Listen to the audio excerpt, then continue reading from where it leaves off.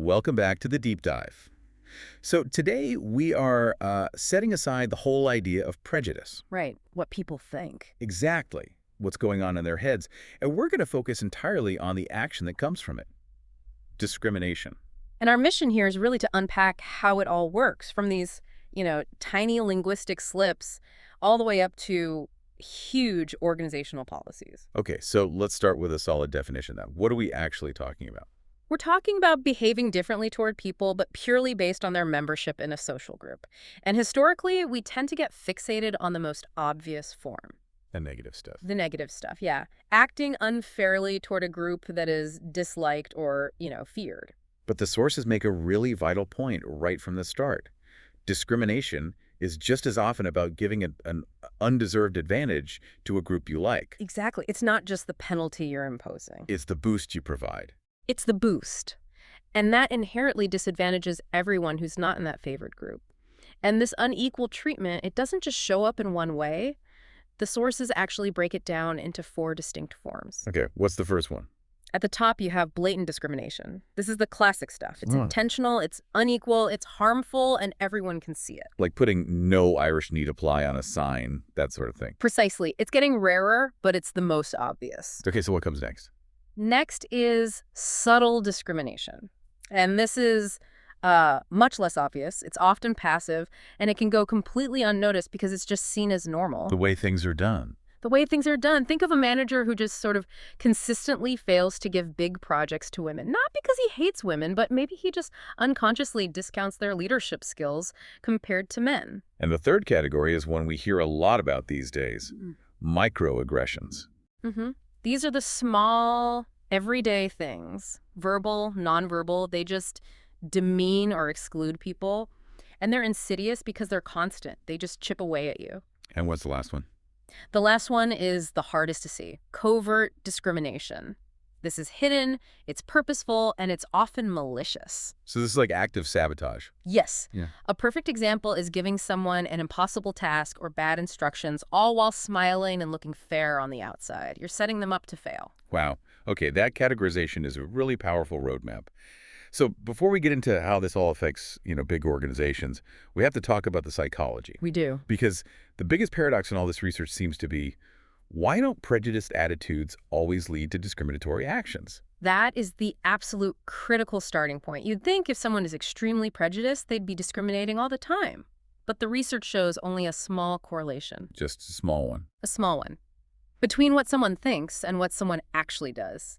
People can think poorly of a group, but still treat them fairly. Or, well, at least neutrally. That's so counterintuitive. So what's the disconnect? This is where the theory of planned behavior, or TPB, comes in. It suggests that our general attitudes are often just too vague to predict a specific behavior. What's more important is your attitude toward a specific act of discrimination. Ah, so it's not, I dislike this group, it's, is it okay for me to act on that dislike right now? Exactly. Prejudice influences discrimination, but indirectly. It shapes whether you think a specific action is okay. And you can't forget the role of social norms. Right. Society and our friend groups, they act as a filter. They permit some things, like maybe a biased joke, but they strongly forbid others, like, say, hiring bias. Okay, so to figure out what kind of action slips through that filter, we've got to look at the stereotype content model, the SCM. Yes. And this model is so useful because it moves beyond just good or bad stereotypes. It maps them on 2 axes. Warmth is the group friendly and sincere. And competence, are they capable and intelligent? And it maps those stereotypes onto a matrix of specific behaviors. Right. Is the action helpful or harmful? And is it active or passive? So that gives us 4 outcomes. On the helpful side, there's active facilitation. Doing things to help a group. And passive facilitation. Which is just not getting in their way. And then on the harmful side. You have active harm, that's overt stuff. Bullying, attacks, and passive harm. Which is what? Ignoring them. Basically, refusing to be helpful or polite, just ignoring a need. This is where it gets really interesting. Let's use the examples. A group stereotyped as having high warmth but low competence. The sources use people with disabilities or the elderly. The emotions are pity and disrespect. And look at the behavioral pattern it creates. It's totally mixed. It triggers active facilitation. We feel like we should help them, but at the same time, it can result in passive harm. So you treat them kindly, but you don't really treat them with dignity. You don't see them as fully capable. Exactly. Now flip that. A group stereotyped with low warmth but high competence. The source examples are Jews or Asians. The dominant emotions there are envy and fear. Okay. That mix leads to passive facilitation. We might tolerate their success, maybe even try to benefit from it, but it also leads to high active harm. So things like workplace sabotage or direct hostile attacks. Yes, because the groom is seen as a cold, competent threat. And that shows you exactly how the content of the stereotype dictates the type of discrimination you see. It connects right back to that theory of planned behavior. That is a deep dive into the calculus of bias. Okay, now let's shift to the mental effort, the energy it takes to resist these impulses, even if you really want to do the right thing. Right, the motivation to control. The research makes a really sharp distinction between two types. Okay. First is internal motivation. This comes from a personal, genuine belief that prejudice is morally wrong. And these are the people who are genuinely trying to be fair. Unsurprisingly, that's associated with lower prejudice overall. Correct. But then you have external motivation, and this is all about social pressure. It's the desire to appear unprejudiced, to avoid being criticized. And the really counterproductive thing here is that being high in external motivation is often linked to higher prejudice. It is, because cognitively, they feel forced. And that builds up irritation, resentment. So the prejudice just leaks out later. It does. And the sources also mention restraint motivation, which is a little different. It's not about reputation, it's about convenience, just wanting to avoid arguments or trouble. But no matter where the motivation comes from, exercising that control, it takes a ton of mental energy, what psychologists call executive function. Yeah, you can think of it like a mental gas tank. I like that. And when that tank is running low, maybe you're stressed, you're tired, you're distracted, you just lose that control, and the prejudice can, as you said, leak out. And you see that leakage in nonverbal ways, Right. right? Like your body language or your tone of voice. They're much harder to control than your words. Much harder. And you definitely see it with what are called disinhibitors. Things like being anonymous online or strong emotions or alcohol, they all drain that mental gas tank and lower the barrier. This brings us to a really fascinating concept, moral credentials. If you do something that's clearly non-prejudiced, maybe you publicly praise a diversity initiative, you establish a moral credential for yourself. You tell yourself, see, I'm a good person. Right. I'm one of the good ones. And that credential can then reduce your concern that your future behavior will be seen as biased. Which then gives you a kind of moral license to act, maybe, a little less fairly later on, because you feel like you've already banked some goodwill. Exactly. And for someone with high internal motivation, if they slip up and act prejudiced, it doesn't just stop there. They feel real discomfort, real guilt. So they try to correct it. They do. They'll often engage in actions to reaffirm their non-prejudiced self-image. It's this very resource-intensive, self-correcting loop. So moving from that psychological exhaustion to communication, language, the most subtle tool we use, this is often where the bias slips out, even when control is technically still on. Oh, absolutely. You see things like hostile humor. And that's not just telling a joke. It's using the joke specifically to reinforce a negative stereotype about, say, intelligence or something. Or what the sources call controlling talk. Language used to keep people in their place. It might sound polite on the surface, but the subtext is all about reinforcing a power dynamic. Two other linguistic tools are really key here. One is vanishing, using language to make outgroups just disappear from a story. What's an example of that? So when talking about a changing neighborhood, someone might say, well, the neighborhood changed. They don't say who moved in or who moved out. The new group is just erased from the narrative. Wow. And the other one? Abnormalization. This is describing outgroup members in ways that always highlight how they don't conform to your group's norms. So if your group values being quiet, you might describe the other group as always so loud. Exactly. You frame their neutral trait as a negative deviation from your standard. And all these little linguistic patterns, they add up. They normalize bias and pave the way for bigger systemic issues. Which is the perfect pivot to the workplace, one of the most studied environments for this kind of thing. Yeah, and you see it at both the organizational policy level and the individual behavior level. To study hiring, researchers use something called the employment audit technique. This is where they send in two applicants who are perfectly matched on paper, right? Perfectly matched. Experience, education, everything. The only variable is the group they belong to. And the findings are just, well, They're stark. They're undeniable. Yeah. White applicants are consistently more likely to get the interview, to get positive ratings, and to be offered the job. And we have to just sit with this one staggering fact from the sources. What is it? Being white is the equivalent of having about eight additional years of work experience, just in terms of getting called back for an interview. 8 years.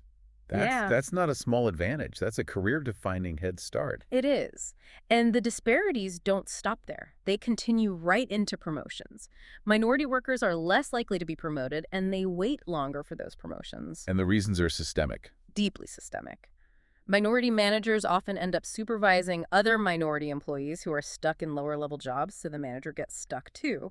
They get tracked into jobs with fewer promotion opportunities, and they get less positive narrative reviews from supervisors. So let's zoom in on those individual cognitive processes at work. The shifting standards model seems really important here. It's a huge concept. It says Okay. we evaluate people relative to the stereotypes about their group. So here's how it plays out. Okay. Imagine two engineers. One is from a group stereotyped as highly competent, the other from a group with lower expectations. They both turn in the same quality of work, and they both get a review that says, "Good job." Okay. Equal ratings. Seems fair. But it's not. For the engineer from the high expectation group, a supervisor interprets "good job" as solid performance. Maybe they're ready for more responsibility. Right. But for the engineer from the low expectation group, that same "good job" is interpreted as "good job" for someone from their group, or surprisingly capable. So it's seen as an exception, not the norm. Exactly. And the manager concludes they're a solid contributor, but maybe they lack that long-term potential. The standard for what good job even means has shifted because of bias. Wow. And we also see selective attention to information. When managers are looking at applicants with a mix of strengths and weaknesses, managers who are high in prejudice will literally focus on the weak points for an outgroup candidate and the strong points for an in-group candidate. They're weighting the information to fit what they already believe. They are.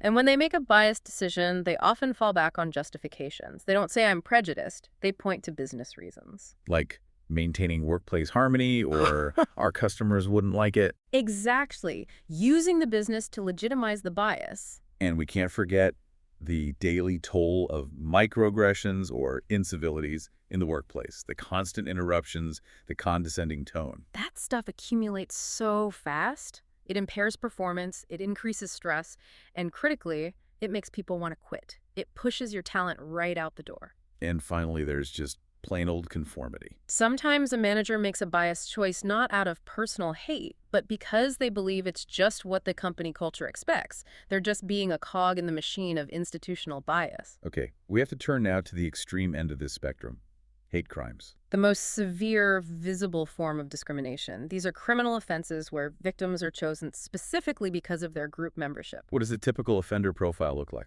They are disproportionately young, they're male, and they're often known to the victim. Not a close friend, but a neighbor, a classmate, a colleague. So what's the motivation? What drives someone to do this? The sources point to two major motivations. The most common, surprisingly, is thrill-seeking. Thrill-seeking. Yeah. The perpetrators are doing it for excitement, to cure boredom. They pick easy, vulnerable targets, and disturbingly, they often downplay the violence as just harmless fun. They might not even feel much personal hatred. The violence is the point. That's chilling. What's the other motivation? In-group defense. These are people who see themselves as protecting their group's territory, physical or ideological. The goal is to make outsiders leave or to get revenge for some perceived slight against their group. So they target any available member of the outgroup just to send a message. A message to the entire community.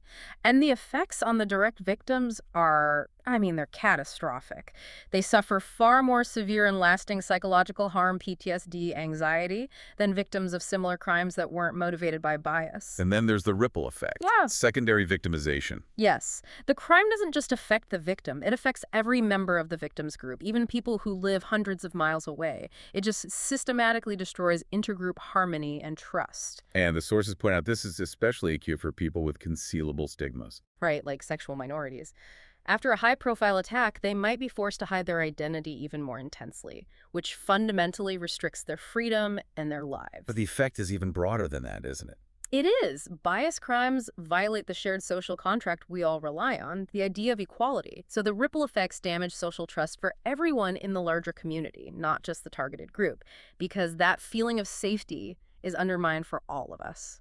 We have covered so much ground today, from the subtlety of language and the complex psychology of control, all the way through the systemic barriers in the workplace, and finally to the devastating reality of hate crimes. Our whole mission was to really clarify the mechanisms of bias. And this deep dive really shows that discrimination isn't a monolith. It's a complicated architecture. It's built on social norms, on mental resource depletion, on stereotype content, and all these subtle reinforcements. And it's an architecture that holds up even when people say they have good intentions. So if we connect this all back to that broad societal impact, especially the message sent by those defense-motivated hate crimes, we have to leave you with a provocative thought. If bias crimes violate that shared value of equality, and if the perpetrator's goal is to communicate that certain groups are not wanted, then what are the cascading societal costs, not just to the victim, but to the entire larger community, when that foundational value of security and equality is systematically eroded for everyone?